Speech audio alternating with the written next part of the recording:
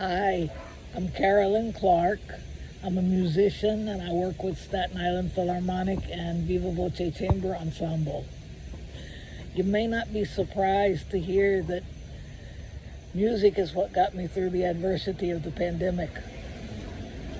But there are quite a few stories that go along with that, so I'm hoping I can share those at the Porch plays. I grew up in Texas a long time ago, and the only thing my father required of me as a kid was that I take piano lessons. I could have burnt the house down, I could have quit school, pretty much anything, as long as I went to piano lessons. Being a typical kid, I would ask him, why are you doing this to me? And he would tell me every time, if you could play the piano, you'll be popular at parties.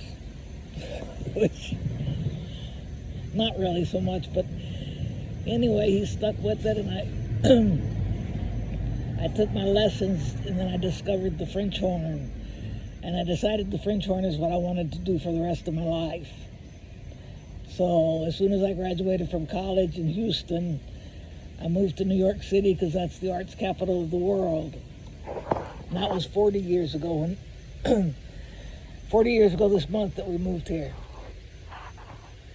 And what happens is you kind of meet people and you make friends, and those friends help you get the jobs that they're in, and you help them get the jobs that you're in, and you make some real close friends that way. You kind of have like a little group that you run with. And two of my best friends over the years were Peggy Wiltrout and Alex Guzman.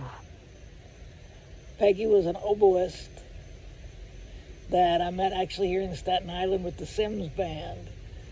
It's quite a character too. Lots of stories about her. And Alex, I met the first year I lived here. He was the assistant conductor of Bronx Symphony, and I got the first horn job there, and he gave me rides to the rehearsals. And he was just the most wonderful person in the world. I would sit in orchestras and think, if I ever get any money, I'm going to make an orchestra for Alex. And finally I did, and I made an orchestra for Alex, the Staten Island Philharmonic.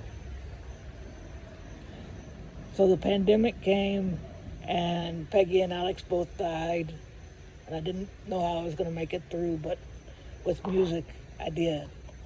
I hope you give me a chance to tell my story. Thank you. Bye-bye.